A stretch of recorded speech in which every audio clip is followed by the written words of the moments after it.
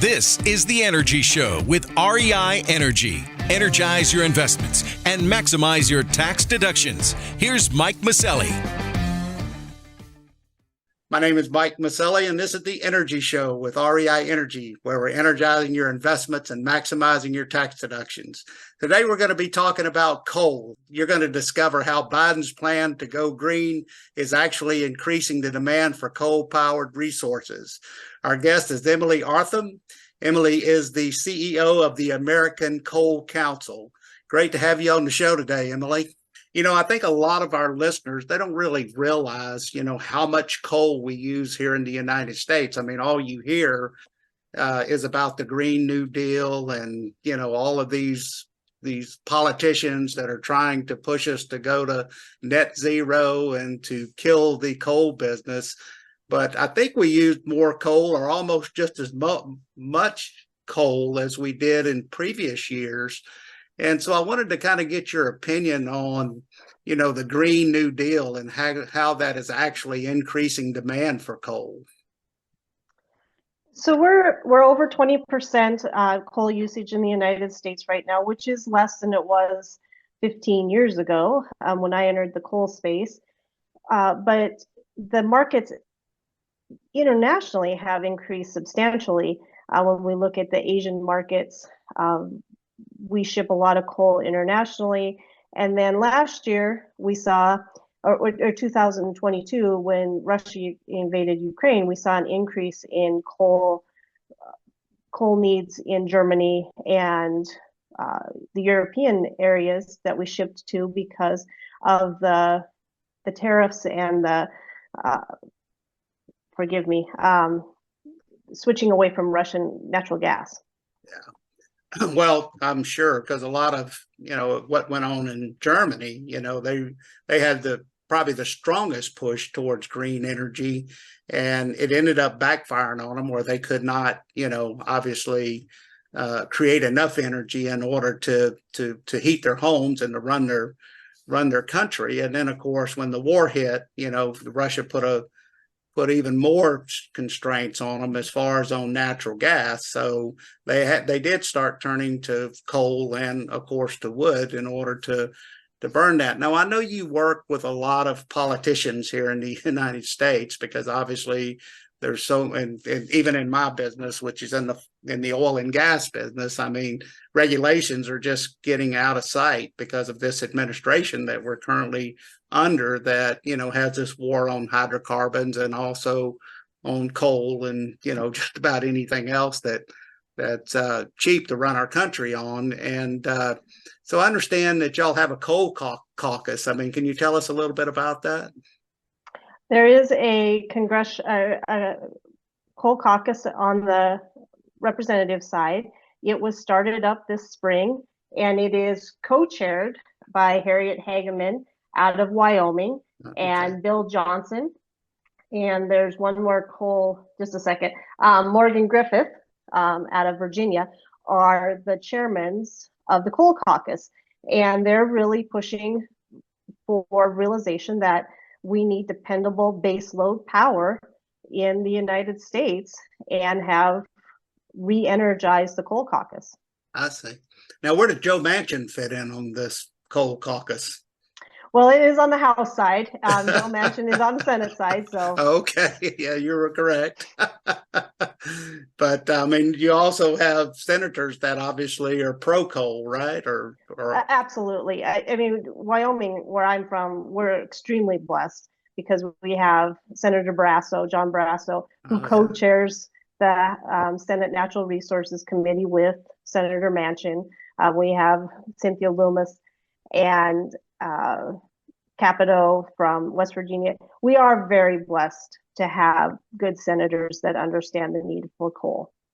So I've always wondered myself, and, a lot of, if you listen to the news, obviously coal is bad, bad for the world, but we have what we call clean coal, right? Can you tell us a little bit about what that is?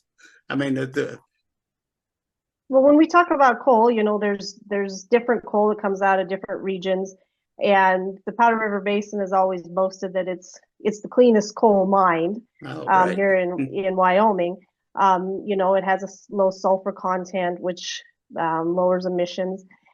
But when we think about clean coal, you got to go further than that. And the technology that's been developed to burn coal well in the boilers and to capture the pollutants that are coming out are mats and our sulfur and different things. And so the technology has and is there to continue to have cleaner burning coal. And coal is one of our number one energy sources here in the United States, right? Natural gas right now is the Right. leading, and then you followed by coal and hydropower. But it is certainly the most dependable source. You can have it on the ground when you need it. You burn it. Now, do a lot of electrical power generations plants? I know a lot of them run on natural gas now, but they still have a lot of the old coal-fired power plants, right? Yes.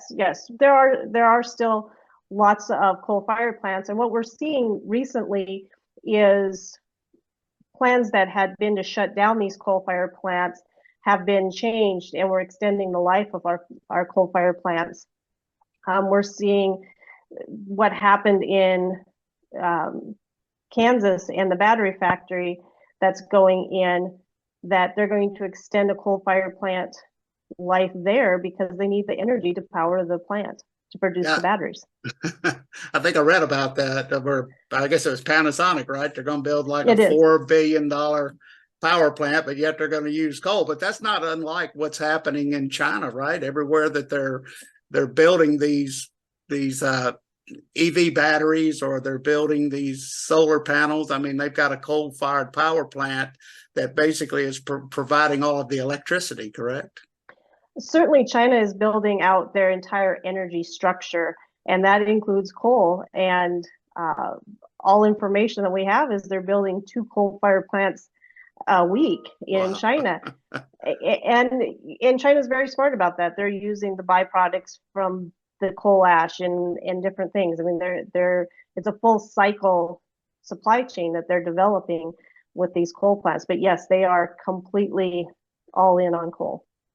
Yeah, I think they are building all of these green energy just to sell to the U.S. and other countries and they're using coal-powered plants to do that.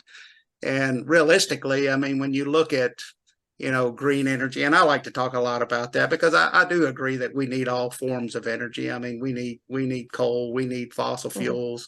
I mean, not fossil fuels, we need oil and gas, and we need wind and solar and hydropower and nuclear power. I mean, we've got a world with almost 8 billion people in it now. So, we need every source of energy we can get. But really, when you look a lot at these green energies like solar and wind, I mean, even though we've spent trillions of dollars, I think I read somewhere where the world has spent close to $5 trillion on solar and wind. And really, it hasn't gotten much traction, as far as, I mean, I think we may, use like 15% of our total energy, produced comes from solar and wind, where the majority of it comes from, like you said, from natural gas and coal. And now you get to the point where we're talking about these electric cars. And I think I read in one article in your paper there where I guess Tesla had built this huge power plant that they had over 100 of these supercharging stations, but yet they had a diesel plant that was providing the power for them, correct? I saw that same article. Yes. It's important. It's important to understand where our power is still coming from. Yeah. And I think.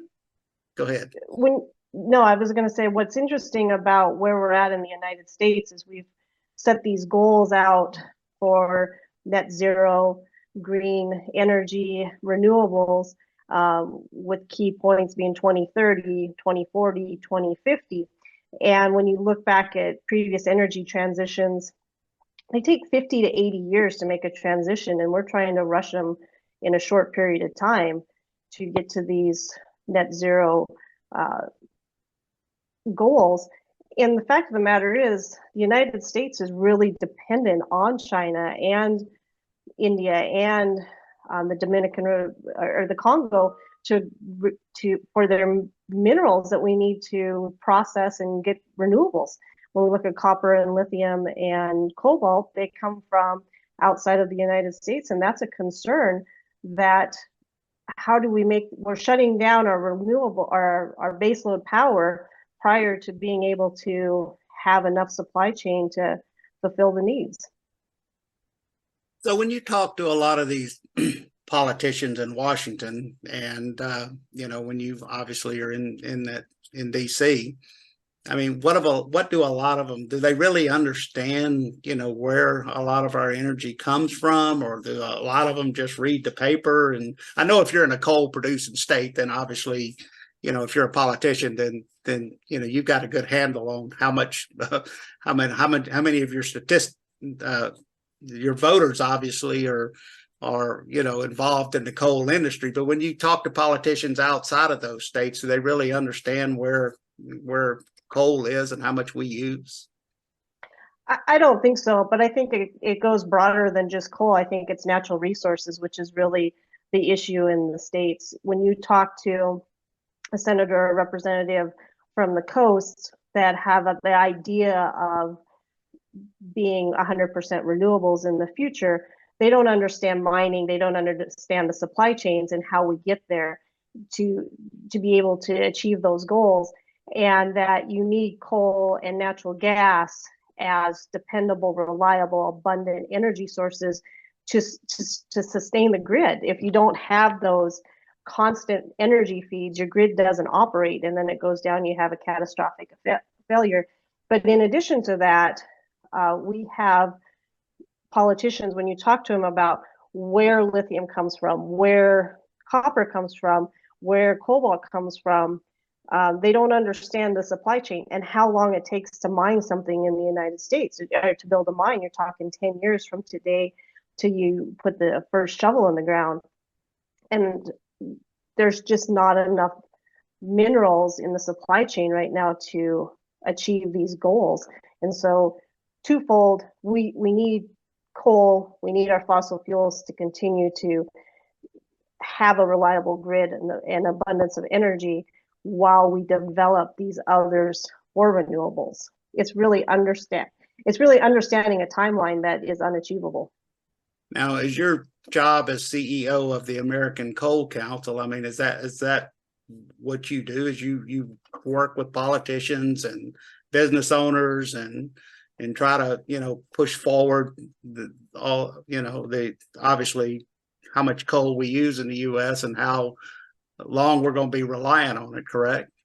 Right. So the American Coal Council, we represent the supply chain of coal.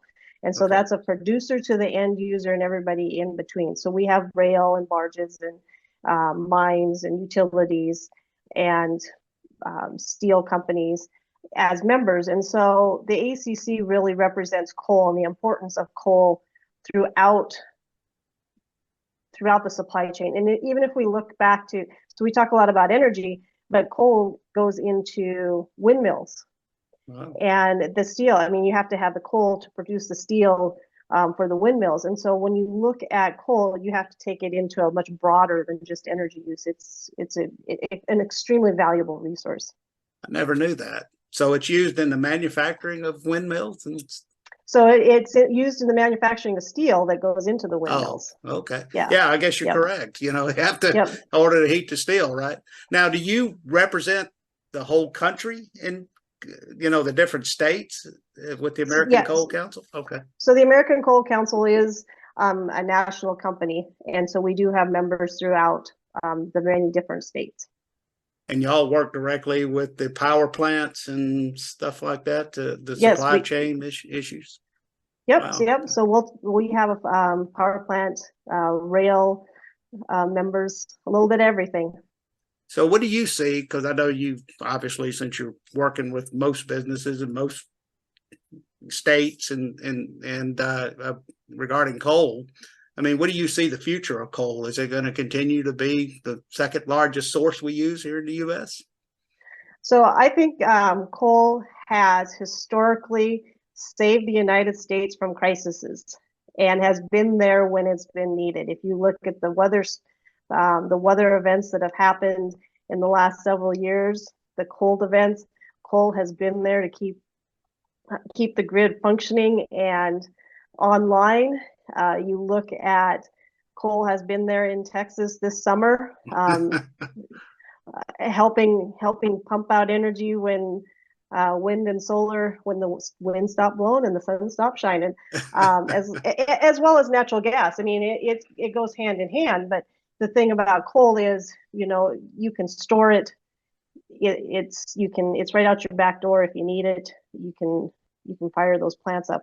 And so, yes, I think coal is going to be there. And I think coal is, the unfortunate part is I think coal is going to continue to be the target of the administration until we realize that we can't achieve our goals. And then we're going to go, whoa, wait a second, where are we going to get our power from? I think the well-being of our citizens at some point has to play into where our energy is coming from. Well, people certainly have to wise up, especially, I don't think it's going to happen under this administration, but hopefully we'll get some people with more reason and, that can tell people exactly, what all of our resources are used for. How much coal do we have here in the United States? Several hundred years worth of coal. Wow. Now, so most coal is mined, right? I mean, when you're mining, are those below ground mines or, are they strip mining? How does that work?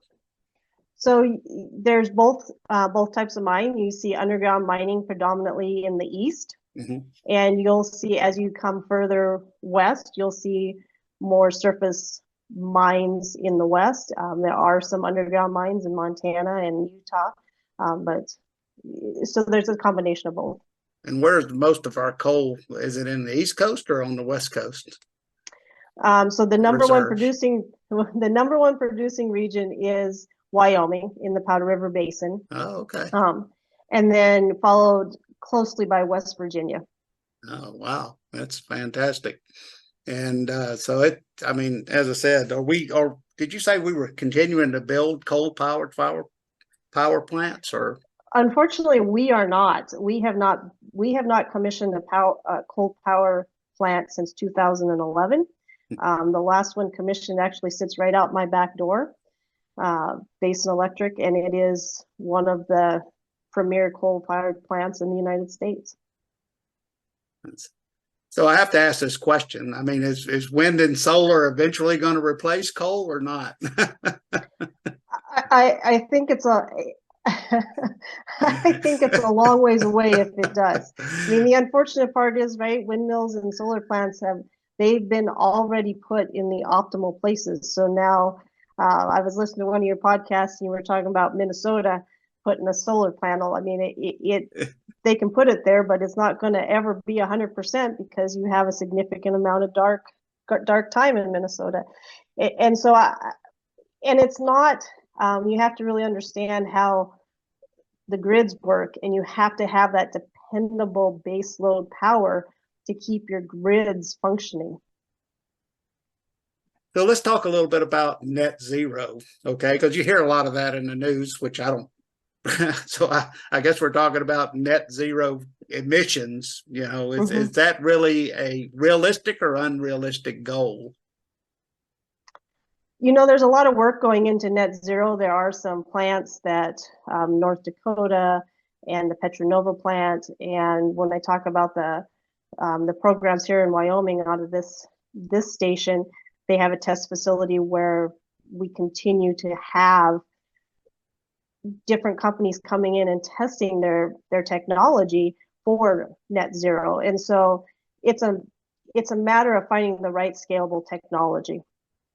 Well, I don't think we're ever going to reach net zero unless China and India comes in, because obviously they're probably two of the largest polluters in the world. And until they decide to obviously push the net zero carbon emissions, I don't think we're going to come close to reaching that goal. I think the best thing we can do is find affordable technology here in the United States that they can use on their plants that they're building. Now, I know in our business, which is in the oil and gas business, I mean, there's when we do a lot of hydraulic fracturing and stuff of that nature. We're currently working up in Oklahoma and in North Dakota. And I know there's been a lot of the service companies that hydraulically frack wells, they are starting to use natural gas instead of diesel, in order to try to reduce their carbon emissions. And and now they're recirculating the water that we use in hydraulic fracturing in order to preserve water. So there's a lot of technology that in the oil and gas business that's starting to be developed for the hydraulic fracturing to make them more green, I guess is the buzzword. Is there new technology coming in the coal industry to continue to try to make it greener? Absolutely. There are companies all the time coming out with new technology, and it may be putting it in as a supplement into the feedstock. And like I said, Wyoming has a test facility that they actually invite people in with their technology. It's taken flue gas right from the plant where they can test what they're doing. And so, yes, I think we continue, as with everything, I think we continue to make improvements. Yeah. Well, I think a lot of people don't really understand that because all they hear from the media is that, that we're ruining the environment, drilling for hydrocarbons. And yet the coal industry and the oil and gas industry are some of the most resilient industries that there are. And, in my opinion, I mean, from what I've been seeing, there's a lot of push now to reduce to try to get as close to net zero as you can on carbon emissions, and not only in the oil and gas, but you don't hear any of that in the news, of course. All you hear is that we're destroying the environment. From your aspect and from our aspect, we always said we're the first environmentalists. I mean, we're here in Wyoming, we're returning the land to reclamation that's better than it was before and more productive than it was before. So yeah, it's hard to listen to people say that we're not conscious about the environment. Well, I know our industry is probably the heaviest regulated, and I'm sure the coal industry is as well. Some of the heaviest regulated industries there are in the United States. So, I mean, I think people need to look at a lot of other industries, like we were talking a little bit ago about Tesla. You don't hear them saying, "Oh, we're using diesel-powered power plants to charge our cars out in California." I guess if a lot of the people that buy their cars, knew that they were actually using diesel, that they may not be so happy with these charging stations that they have. There's a lot of unfortunate things that are starting to pop up with the green movement, and part of it is what happens to the windmills when their service life ends. Yeah. And what happens to how are we going to recycle solar panels? And so there's starting to be a lot of questions about the use of these renewables. Yeah, and even batteries in electric cars, right? Because yes. we have to store them somewhere. And it's my understanding is the life expectancy of those batteries aren't very long. I mean, maybe they're 60 to 70,000 miles. And I know in India, and I was talking to Robert Kiyosaki this weekend, and he just got back from India, and they run their mass transit off of electricity, their buses. And I know they have exchangeable power packs where, when a bus needs to be recharged, they just replace the power pack. And, that seems to make sense to me as far as that, as opposed to, bringing it in and having to charge it. And I know a lot of these, with people that I've spoken to that own electric cars, most people don't like them after they buy them, obviously, because They don't go as far as you'd like for them to go. And I do believe they have their place, in town when you're driving around town, or you don't have to go very far. But, when you get out and you're trying to grow food, and you're, farmers and ranchers, and, especially out in your state, I mean, obviously you got to have diesel power, or, you're not going to run a farm off of, or a ranch off of electric vehicles. And so you have to have coal, and you have to have natural gas and oil in order to generate the things that we have. I wanted to kind of get you off of the subject a little bit and kind of talk about, this, I think the latest movement from the Biden administration. Now they want to do away with your gas furnaces, right? And they want to go to electric furnaces. I know that's probably not going to work well in Wyoming, is it? I would venture to say not. I know it's not going to work well here in Texas either. The cowboy state may have a problem with that. Yeah, and next thing is, they're going after your hot water heaters and your Right. gas stoves, and so it's just ridiculous. And especially when you look at countries like China and India, I mean, how much coal do they use? I mean, they use quite a bit, don't they? They do, and forgive me, I don't have those numbers, but I know they far surpass what we're using in the United States. Well, it's like you were saying a little bit earlier, they're building about 2 new coal-powered Yep. power plants a week. So, yeah, I can imagine. And so it was certainly nice to have you on the show today, and I'd love to have you back in the future. Can you tell our listeners how to follow you? So we are the American Coal Council. We're at www.americancoalcouncil.org is our website. We're active on LinkedIn, Twitter, and Facebook for those that want to do that. Probably LinkedIn is the best place, and it's American Coal Council. Well, thank you very much, Emily, for coming on today. Thank you so much. I have appreciated the dialogue. Bye-bye. You've been listening to The Energy Show with REI Energy. Energize your investments and maximize your tax deductions. To learn more, go to reienergy.com.